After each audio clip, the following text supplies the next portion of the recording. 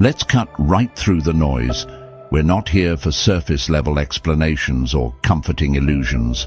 We're diving deep past the smoke and mirrors to expose the core truths that govern avoidant behavior after a breakup. Forget the generic advice and the recycled platitudes. We're going surgical and get to the raw, unfiltered truth you've been searching for. The kind of truth that empowers you, not just informs you. The truth that allows you to finally understand, with crystal clarity, what's really going on in their mind, regardless of what they project to the world. This isn't about them. Ultimately, it's about equipping you with the knowledge to move forward with strength and self-assurance. Your avoidant ex is comparing you to every single person they meet, whether they consciously realize it or not.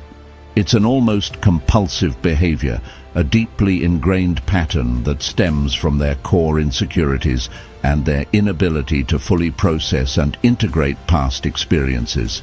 They're constantly searching, often unconsciously, for something that either validates their choices or somehow diminishes the impact you had on their life.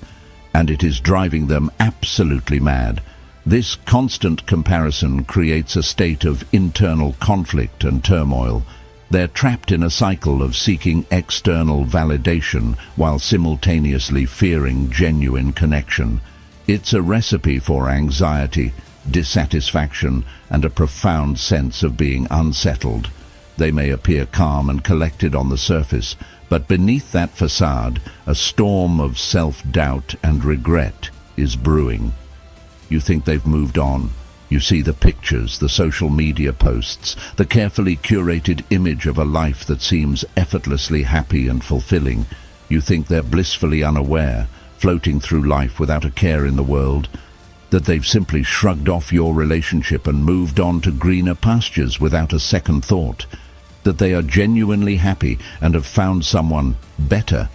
That is the biggest lie the avoidant playbook has ever sold. A carefully constructed illusion designed to protect them from vulnerability and to maintain a sense of control. It's a defense mechanism, a way of shielding themselves from the pain of acknowledging the depth of their feelings and the impact of the relationship. And today, we are going to burn that book to the ground. We're dismantling the facade, exposing the truth, and reclaiming your power. We're not going to let their carefully crafted narrative dictate your healing process. We're going to understand the underlying mechanisms at play and use that knowledge to break free from the cycle of confusion and self-doubt. They are not just thinking about you. You occupy a significant space in their mind, often far more than they would ever admit, even to themselves. They are using the memory of you as a relentless, unforgiving measuring stick against their present, against every new person they encounter, against every experience they have. It's a subconscious process, a constant evaluation that often leaves them feeling perpetually dissatisfied. They're searching for something, some elusive quality that they believe will finally fill the void, but they're looking in all the wrong places. And it's a battle they are destined to lose. Because the problem isn't with the people they're comparing you to, the problem lies within themselves. Their avoidant tendencies prevent them from forming genuine, lasting connections, and their constant need for external validation only exacerbates the issue. They're chasing an illusion, a mirage of happiness that will always remain just out of reach. This isn't about hope or reconciliation. This is about power, your power. It's about understanding the dynamics at play so that you can reclaim your emotional energy and focus on your own healing and growth. It's about recognizing that their behavior is a reflection of their own internal struggles, not a reflection of your worth, and understanding the profound, unshakable imprint you left on their psyche. You were not just a fleeting moment in their life. You were a significant experience that challenged their defenses and forced them to confront their own vulnerabilities. That imprint remains, a constant reminder of what they're missing and what they're afraid to fully embrace. First, to my incredible community of survivors and thrivers, thank you. Your resilience and determination inspire me every single day. The response to our ongoing series on the Avoidant X has been nothing short of phenomenal. It's clear that this is a topic that resonates deeply with so many of you, and I'm honored to be a part of your healing journey. Your comments, your stories, and your courage have fueled this deep dive, providing invaluable insights and perspectives that have shaped the direction of this series. And I am endlessly grateful for your trust and engagement. Knowing that this information is helping you to navigate these challenging situations is the greatest reward. We've journeyed through their silent treatments, those agonizing periods of disconnection that leave you feeling confused and abandoned. Their disappearing acts, the sudden and inexplicable withdrawals that leave you wondering what you did wrong, and their confusing hot and cold behaviors, the push and pull dynamic that keeps you perpetually off balance. You've been here, taking notes, doing the work, and reclaiming your narrative. You've refused to be a victim of their behavior, choosing instead to understand it and use that understanding to empower yourself. This is Volume 5, Episode 47, and your dedication to this healing journey is a testament to your strength. You are actively choosing to heal, to grow, and to create a better future for yourself. You are not just watching videos, you are building a fortress of self-awareness, a solid foundation of understanding that will protect you from future manipulation and emotional harm. And I am honored to be here with you, guiding you, supporting you, and celebrating your progress every step of the way. If you are new here, welcome to the front lines of healing. Welcome to a space where you are seen, heard, and understood. This is where we stop whispering about narcissistic and avoidant dynamics and start shouting the truth from the rooftops. We're done with the hushed tones and the subtle hints. It's time to be bold, to be direct, and to speak our truth with unwavering conviction. We don't sugarcoat, we don't coddle, and we certainly don't wait for anyone's permission to heal. We take ownership of our healing journey and refuse to let anyone dictate the terms. So, if you are ready to stop feeling confused and start feeling empowered, I need you to do two things right now, because the journey to understanding and healing starts with action. Hit that subscribe button, join our community, and become part of a movement of empowered individuals, and ring that notification bell. Stay updated, stay informed, and never miss a single episode that could change your life.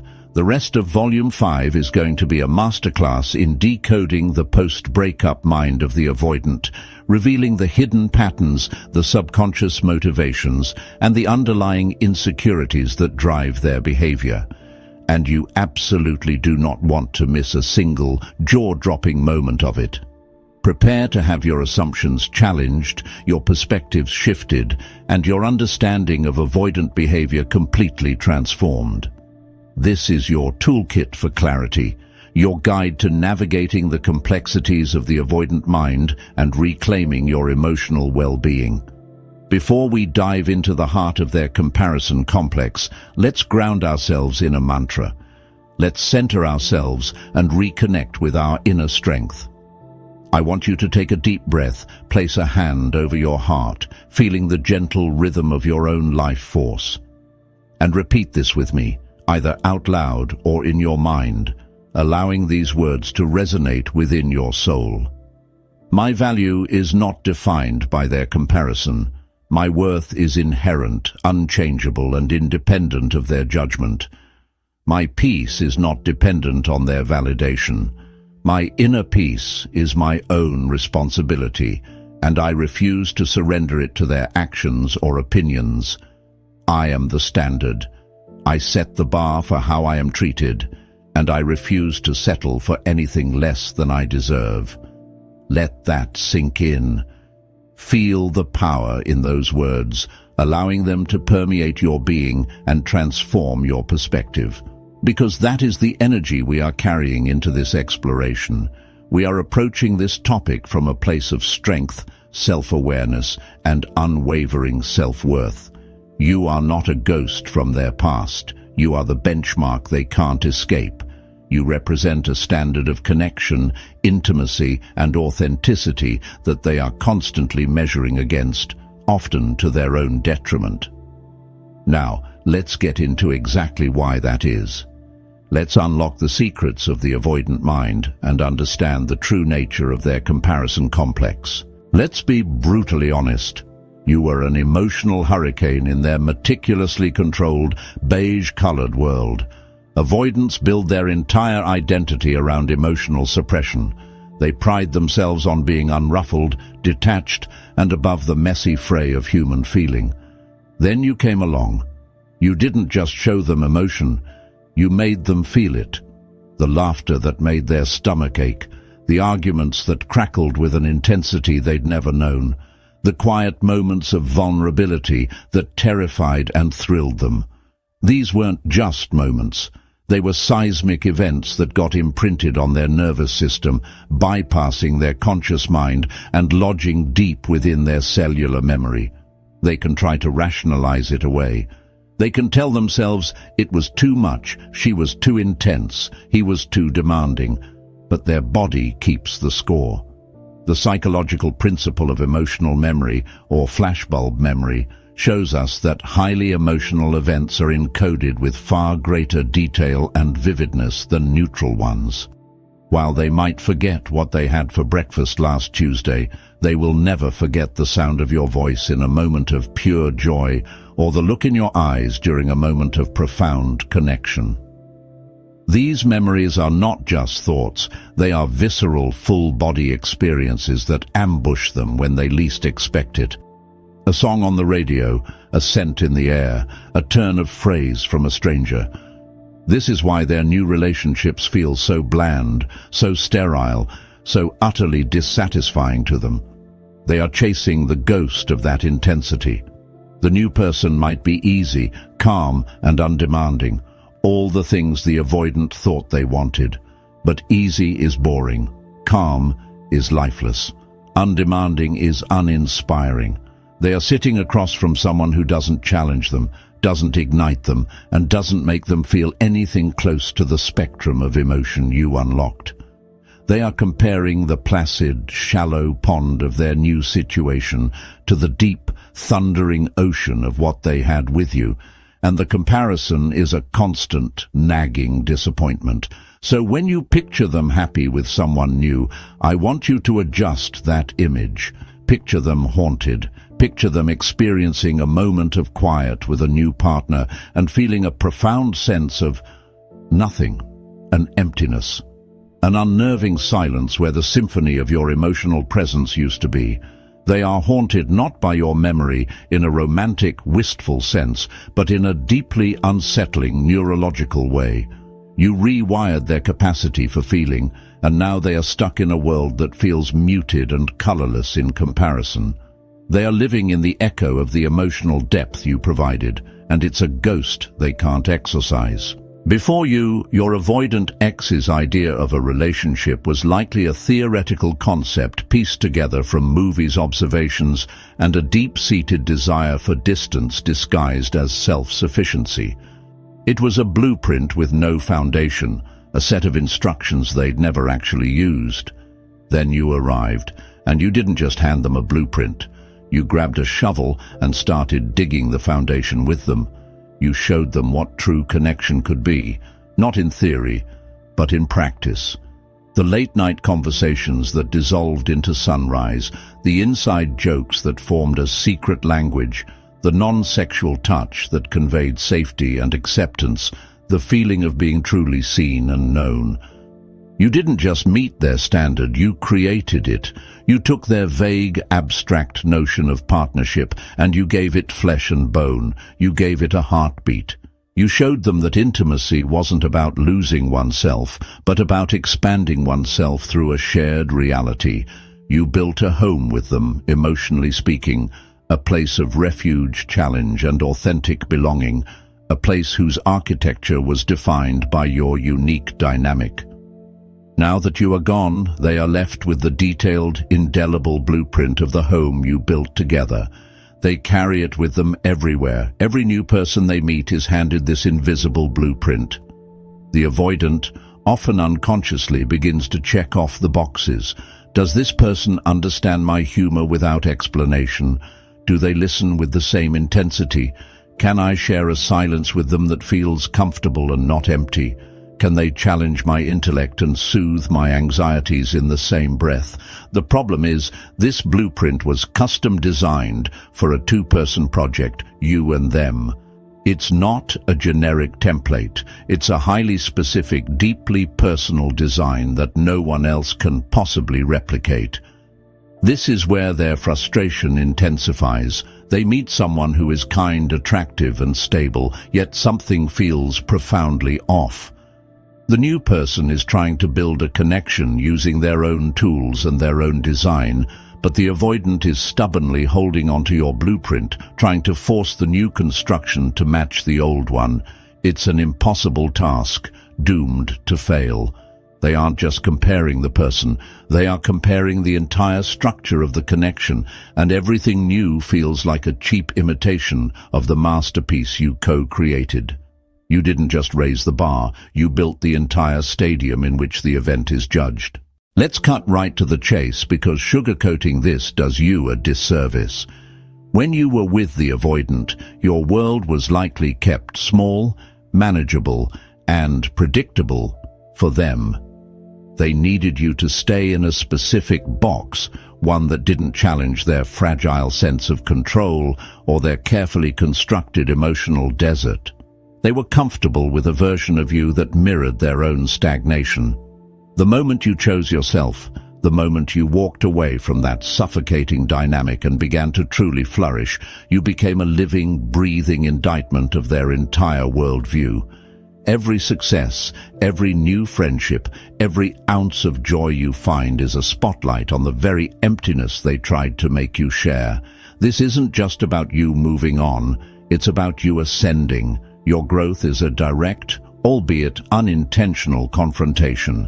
They see you thriving, and it triggers a deep, primal panic within their ego. Remember, the avoidant's entire strategy is built on the premise that deep connection is dangerous and vulnerability is a weakness. By healing and building a life that is vibrant and full, you are proving their core belief system wrong.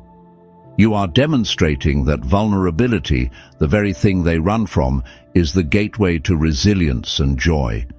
Your happiness becomes a testament to a life they are too afraid to live, and that is an incredibly bitter pill for them to swallow.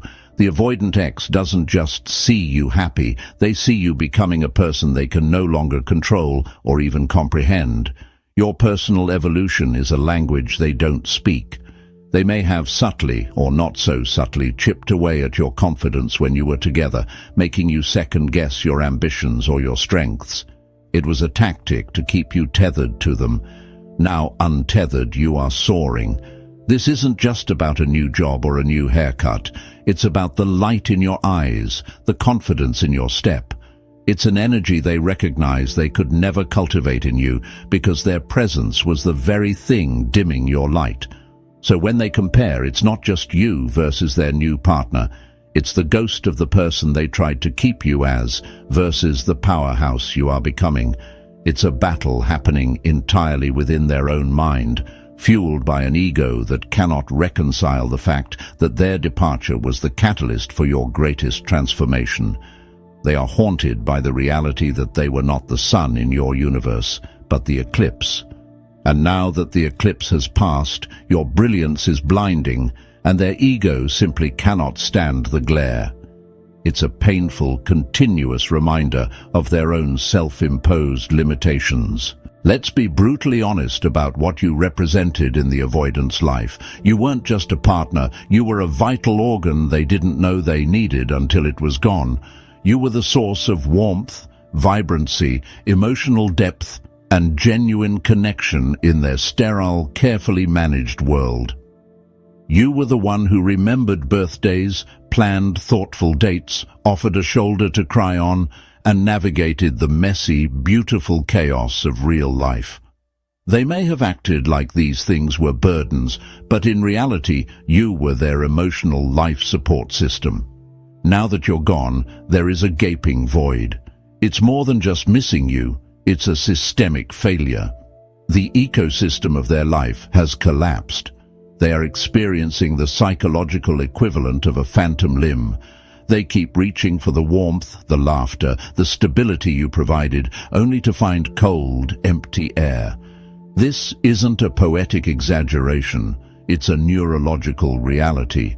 The pathways in their brain that were wired to your presence are now firing into a void, creating a constant, nagging sense of loss and incompleteness. They are obsessed because they are in a state of perpetual withdrawal from the life force you provided. They underestimated your value because they took it for granted. It's the classic paradox. You don't know what you've got till it's gone. They believed the stability and color you brought to their life were just part of the background scenery, not the main event. They thought they could remove you, the emotional part, and be left with a peaceful, uncomplicated existence. What they failed to understand is that you were the one making it an existence at all. Without you, it's just a sequence of empty days. The silence they craved is now deafening, and the space they demanded feels like a desolate wasteland. This obsession isn't necessarily about love in the way you understand it. It's about function. You served a critical function in their life, one they are now discovering is impossible to replicate. Their new partners, likely chosen for their lack of emotional demands, cannot fill this role. They are left with a life that is technically easier but profoundly empty. They are obsessed with what they lost because they lost the only source of genuine, life-giving connection they ever allowed themselves to have, and they are terrified they will never get it back. Let's be very clear about the avoidance primary directive: fear of engulfment. At their core, they harbor a profound terror of true intimacy. Not just the physical kind, but the raw, messy, vulnerable intimacy of being truly seen by another person. They believe that if someone gets too close, they will be consumed, lose their identity, and be controlled.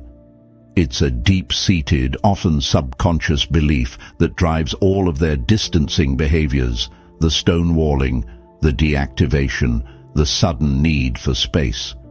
It is the central fear that governs their entire relational world. You, by your very nature, were a direct challenge to this fear. You didn't just knock on the door of their fortress. You showed up with blueprints for a shared home.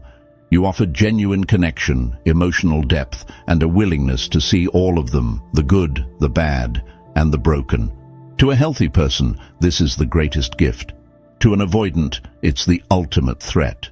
Your love, in its authenticity and depth, was the very thing their entire psychological defense system was designed to repel. You weren't just a partner. You were the embodiment of their deepest fear. Every time you tried to get closer, every time you asked for emotional honesty, every time you shared your own vulnerability, you were holding up a mirror to their terror. They saw in your eyes the potential for a connection that would require them to dismantle their walls, and they panicked. They couldn't articulate this. They couldn't say, "Your love scares me because I'm afraid of being consumed." Instead, they found fault with you. You were too needy, too emotional, too demanding. They had to frame you as the problem to justify their retreat from the intimacy you offered.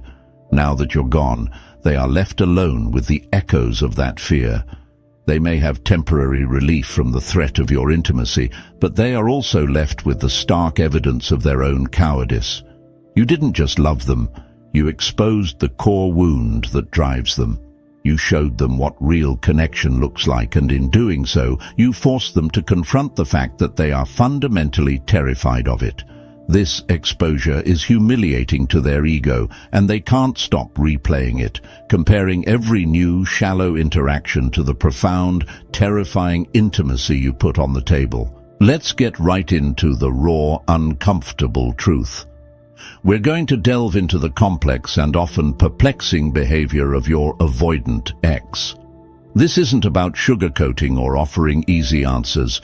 It's about confronting the reality of why they might still be lingering in your orbit, even after seemingly cutting ties. Prepare yourself, because what we're about to discuss might challenge your perceptions and force you to reconsider the dynamics of your past relationship. About why your avoidant ex is still tethered to you, that invisible thread that seems to defy logic and reason. It's the question that keeps you up at night, the nagging feeling that something isn't quite resolved. You might wonder if they regret their decision, if they miss you, or if there's a chance for reconciliation. But the truth, as we'll uncover, is often far more nuanced and less about genuine longing than you might hope. Even after they initiated the ending, even after they were the ones to walk away, to slam the door shut on your shared future.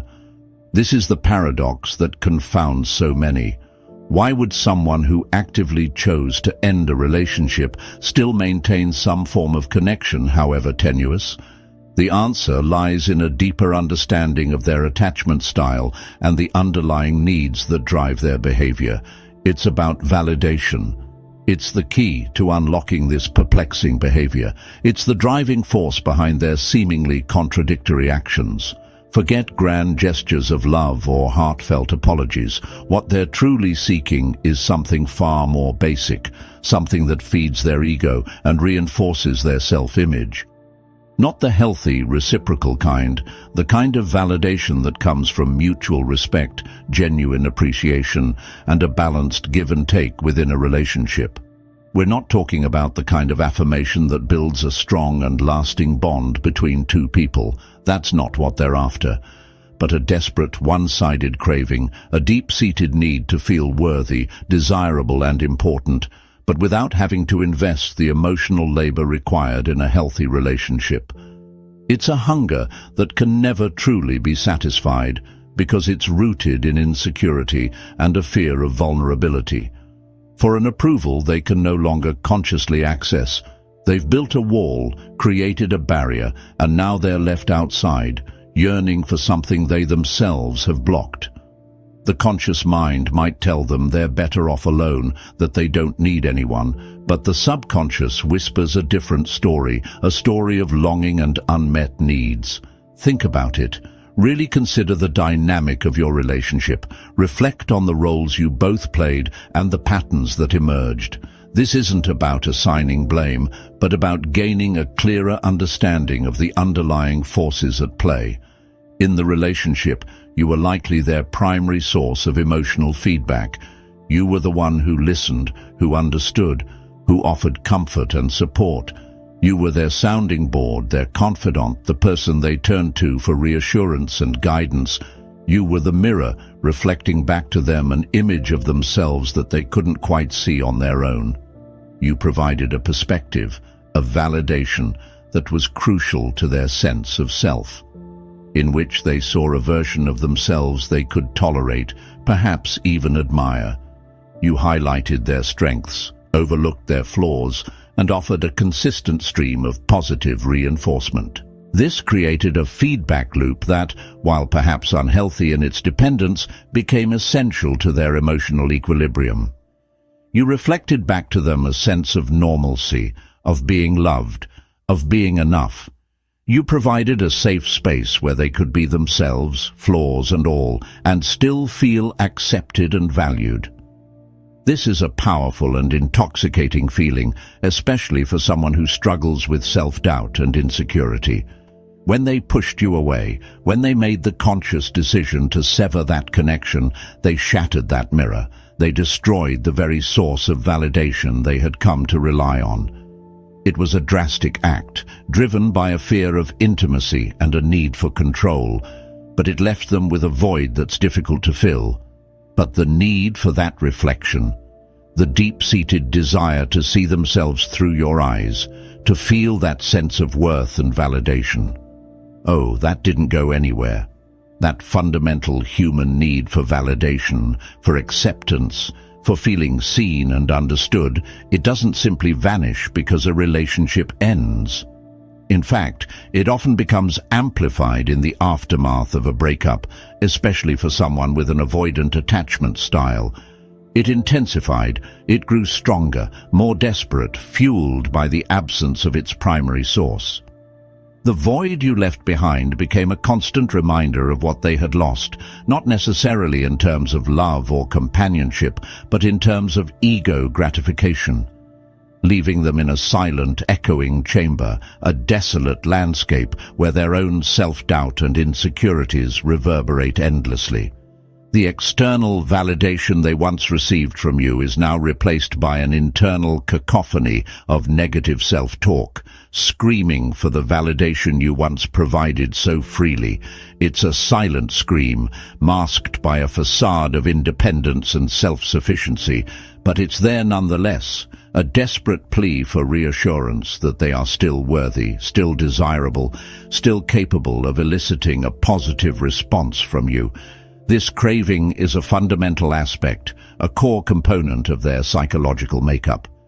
It's not just a fleeting desire, it's a deeply ingrained need that shapes their behavior and influences their relationships. Of the fragile ego structure often seen in dismissive avoidant attachment. Their sense of self is precariously balanced, easily shattered by perceived rejection or criticism. They've learned to protect themselves by pushing others away, but this only exacerbates their underlying insecurities. Their self-worth is incredibly externalized, meaning they rely heavily on the opinions and approval of others to feel good about themselves. This is a dangerous game because it leaves them vulnerable to the whims of external forces and unable to cultivate a stable sense of self-esteem. Even though they project an image of stoic self-sufficiency, they wear a mask of independence, pretending to be strong and unbothered. But beneath the surface lies a deep-seated need for connection and validation. This facade is a defense mechanism designed to protect them from the pain of vulnerability. They need to know they're still desirable, that they haven't lost their appeal, that you still find them attractive and worthy of your attention. This isn't necessarily about wanting to rekindle the romance. It's about confirming their own self-worth, still important, still relevant in your life, that their absence hasn't diminished their significance in your world. They want to know that you haven't forgotten them, that they still hold a special place in your heart, even if they were the ones who chose to leave, still occupying space in your mind. The thought of you moving on, forgetting them, and finding happiness with someone else is a threat to their ego. They need to know that they still have a hold on you, even from a distance. It's a parasitic form of self-esteem regulation. They are essentially feeding off your emotional energy, using your continued interest as a source of validation and self-worth. It's a one-sided transaction where they take without giving, draining your emotional resources to fuel their own fragile ego. They don't necessarily want you back, not in the way you might hope or imagine. They're not necessarily longing for a deep, meaningful connection or a committed relationship. In the messy, intimate way a relationship requires, with all its complexities, vulnerabilities, and emotional demands. They're not looking for the hard work, the compromise, the emotional investment that a real relationship entails. But they desperately need to know, they crave the reassurance, the validation that comes from knowing that you would take them back. That if they were to suddenly change their mind, to drop their guard and admit their feelings, you would be there, waiting with open arms. That you still see them as valuable, as worthy of your love and attention, even after everything that has happened. This is the ultimate ego boost, the ultimate validation of their self-worth. This is why they might drop those confusing breadcrumbs, those subtle hints and ambiguous gestures that leave you wondering what they're really thinking. A random like on a social media post, a seemingly innocuous interaction that sends your mind racing with possibilities, a cryptic text, a vague message that leaves you deciphering its meaning, wondering if it's a sign of something more. It's a pathetic, low-effort attempt, a minimal investment designed to gauge your reaction without requiring them to commit to anything real. To gauge if their power over your emotional world still holds. To see if they can still pull your strings. To see if you're still susceptible to their charms. To see if they still have the ability to elicit a response from you. This dynamic is deeply rooted. It's not just a superficial behavior, it's a pattern that stems from their underlying attachment style and their deeply ingrained insecurities.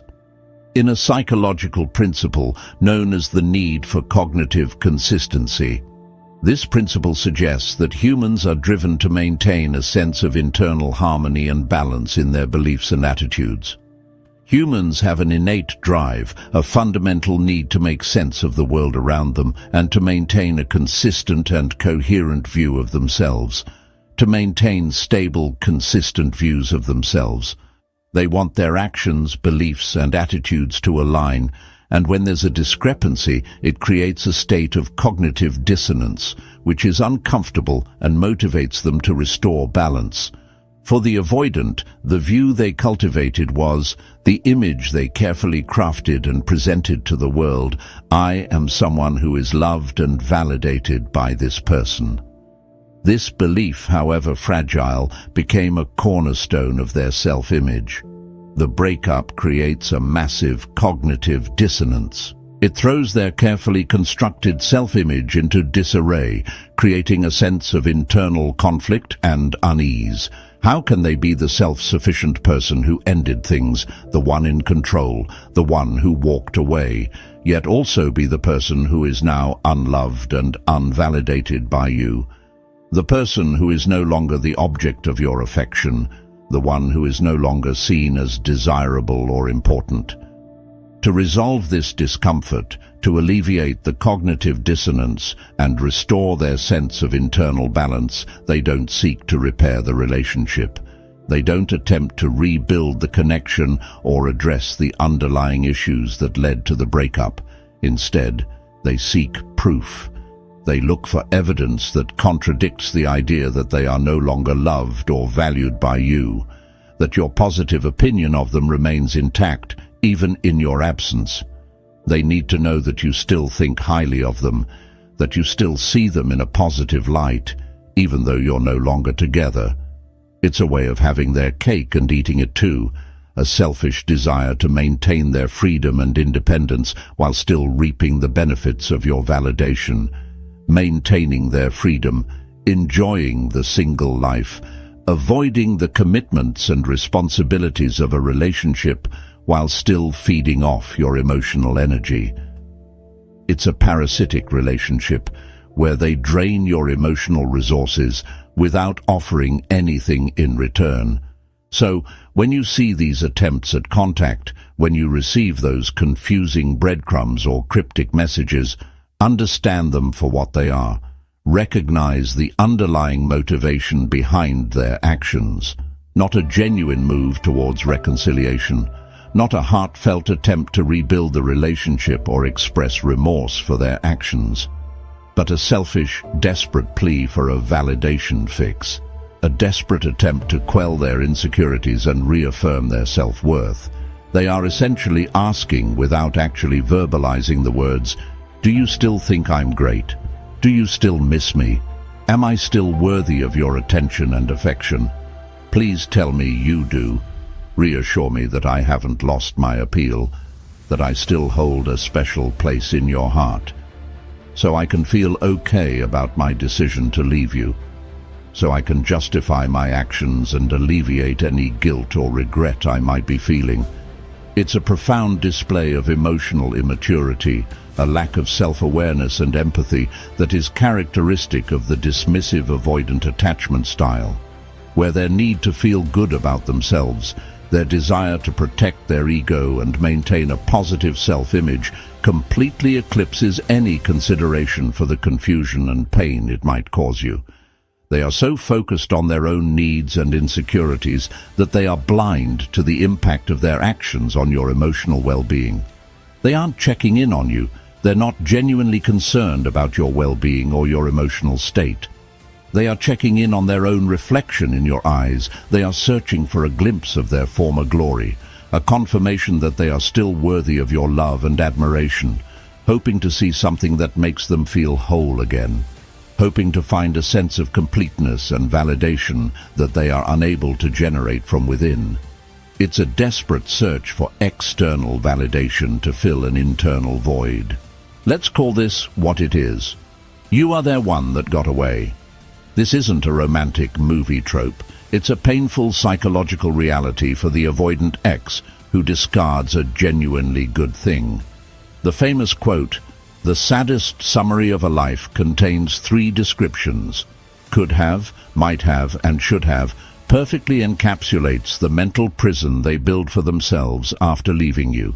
In the immediate aftermath, they might feel relief, a sense of freedom from the perceived pressures of intimacy. But as time passes and the initial euphoria wears off, a chilling realization begins to dawn on them. They didn't just end a relationship, they amputated a vital part of their own potential for happiness. This one that got away phenomenon is not about you being flawless. It's about the unique combination of connection, challenge, and acceptance you offered.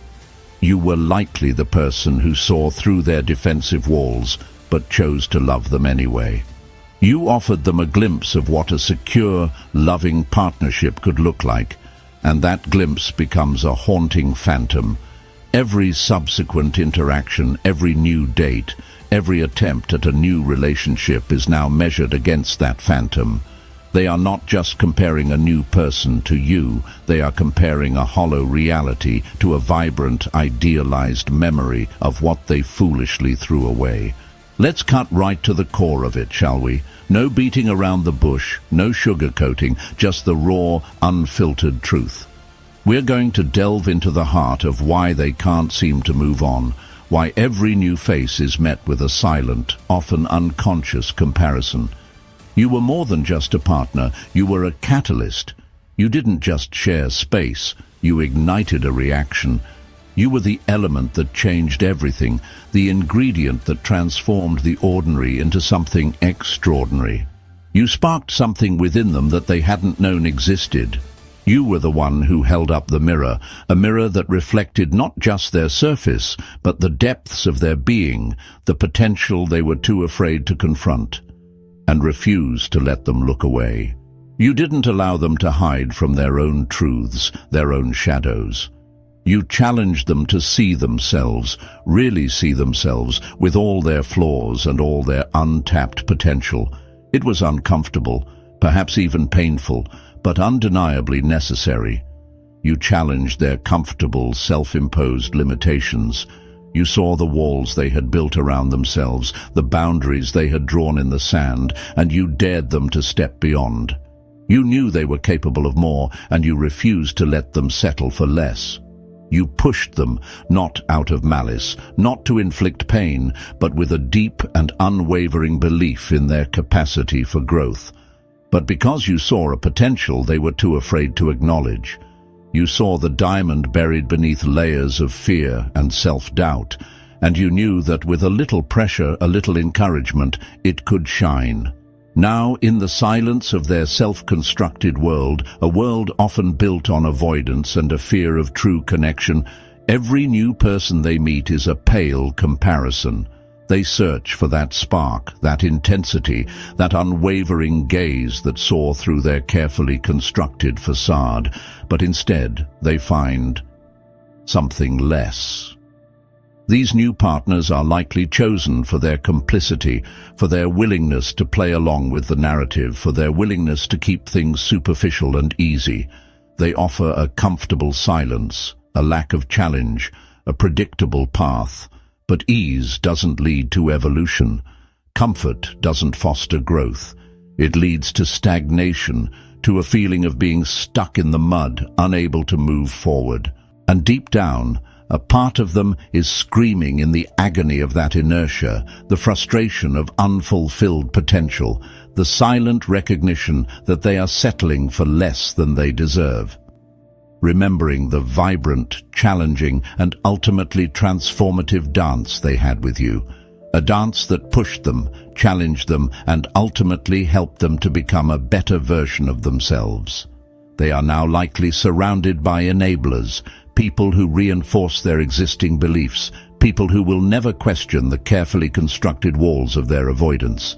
They reinforce the illusion of safety, but at the cost of genuine connection and growth. These new relationships are built on the sand of superficiality, lacking the deep roots of vulnerability and authenticity, where difficult conversations are sidestepped, avoided like landmines, and true intimacy is a forbidden language. The language of vulnerability, of raw honesty, of unfiltered emotion. It feels safe, predictable, a comfortable routine devoid of surprises, and utterly soul-crushingly boring. A monotonous existence where the days blend together and the spark of life slowly fades away. They mistake this lack of conflict for peace, believing that the absence of arguments equates to harmony, but it's the peace of the void. An empty, hollow silence where nothing truly grows and nothing truly connects. You, on the other hand, brought the storm. You disrupted the calm, challenged the status quo, and forced them to confront the uncomfortable truths they had been avoiding. You brought the thunder of real emotion, the raw, unfiltered expression of feelings both good and bad, the lightning of insight, those moments of clarity, of sudden understanding that illuminated the hidden corners of their mind. You didn't just occupy space in their life. You didn't just fill a void with your presence. You demanded that they show up, be present, and grow. You challenged them to become the best version of themselves, to step into their full potential. That kind of impact leaves an indelible mark, a permanent imprint on their soul, a high water line of what could be, a constant reminder of the heights they reached with you, that now mocks their every attempt at finding a shallow, comfortable connection. Every new relationship feels like a puddle compared to the ocean they once swam in with you. This is why they compare. It's an almost involuntary act, a subconscious measuring of every new person against the standard you set. It's not about finding someone better than you. It's not about a conscious effort to replace you with someone superior. It's about a desperate subconscious search, a yearning for that same feeling of growth, of challenge, of being truly seen and understood. For that same spark of transformation you ignited, that initial flame that set them on a path of self-discovery and personal evolution. Every new person is measured against the ghost of your influence. The shadow of your impact looms large, a constant reminder of what they once had and what they may have lost. Did this new person challenge a long-held self-defeating belief? No. Did they dare to question the narratives they had built around themselves? Did they inspire a moment of genuine, terrifying vulnerability? Unlikely. Did they create a space where it felt safe to be truly, authentically themselves? They are collecting echoes, not experiences. They are gathering superficial connections, not forging deep and meaningful bonds. The philosopher Jiddu Krishnamurti said, "A man known for his profound insights into the human condition, the moment you have in your heart this extraordinary thing called love, this all-encompassing transformative force, and feel the depth, the delight, the ecstasy of it, the overwhelming joy and profound connection that it brings, you will discover that for you the world is transformed. Your entire perspective shifts, and everything is seen through the lens of love and connection." You gave them a glimpse of that transformation, a fleeting but powerful taste of what it felt like to live in a world transformed by love and growth, and now they are lost in a world that feels flat and colorless by comparison. A world devoid of the vibrancy, the intensity, and the profound connection they experienced with you. The painful truth for the avoidant is that real growth is terrifying. It requires stepping outside of their comfort zone, confronting their deepest fears, and embracing the unknown. It requires dismantling the very defenses they believe are keeping them safe. The walls they have built around their hearts, the barriers they have erected to protect themselves from vulnerability. You, by your very nature, were a threat to that system. Your presence challenged the carefully constructed illusion of safety and control. You loved them enough to challenge their fortress. You saw the beauty and potential within, and you refused to let them hide behind their walls. Now, they are left with partners, with companions who offer a different kind of love, a love that is less demanding, less challenging, who are content to admire the walls from a distance, who are willing to accept them as they are, without pushing them to grow or evolve. The comparison isn't just about you as a person. It's not just about your individual qualities and characteristics, your laugh, your touch, your mind. It's not just about the things that made you uniquely you. It's about the person they were becoming when they were with you. It's about the potential they were realizing, the growth they were experiencing, the evolution they were undergoing. They are comparing their current, stagnant self, their present state of being, to the memory of their own potential, to the person they glimpsed themselves becoming when they were with you, a potential you unlocked. You held the key to a part of themselves they didn't even know existed.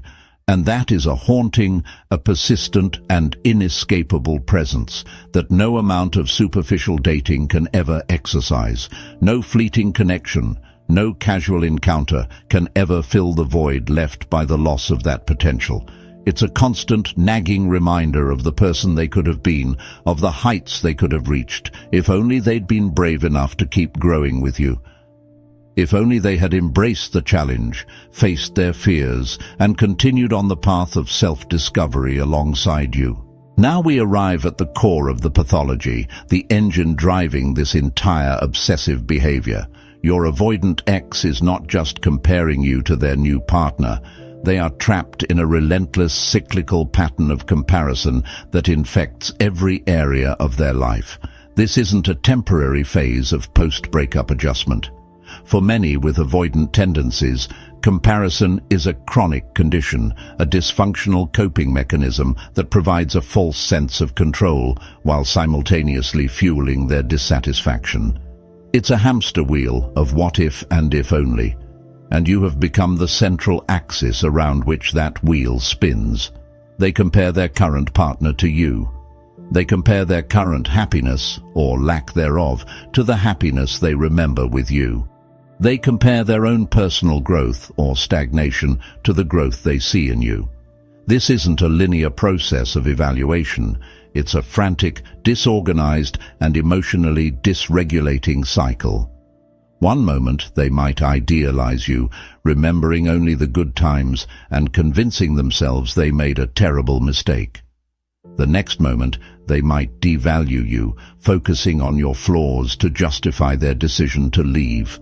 This oscillation is exhausting, and it prevents them from ever being truly present in their own life. They are living in a fractured reality, torn between a past they've distorted and a present they can't accept. The psychological trap here is that comparison offers a temporary illusion of agency. By mentally weighing and measuring different options, they feel like they are actively doing something about their unhappiness. But it's a counterfeit action. It's thinking instead of feeling, analyzing instead of experiencing. This is a classic avoidant maneuver, retreating into the intellect to escape the messy, unpredictable world of emotions. They are stuck in their head, running endless simulations of different life scenarios, all of which feature you as a key variable. This mental churning keeps them from the real work, looking inward and addressing the root cause of their inability to form secure, lasting attachments. The cruel irony is that this cycle of comparison is the very thing that guarantees their continued unhappiness. As research from social psychology consistently shows, the more we engage in social comparison, the lower our self-esteem and life satisfaction become. A 2018 study in the journal Personality and Individual Differences found a direct link between frequent social comparison and increased feelings of depression and envy. Your ex is willingly drinking a poison that they believe is medicine.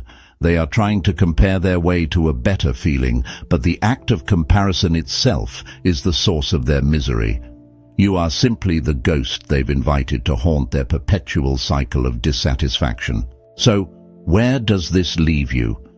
We've journeyed through the labyrinth of the avoidant mind, dissecting the reasons they are trapped in this obsessive cycle of comparison.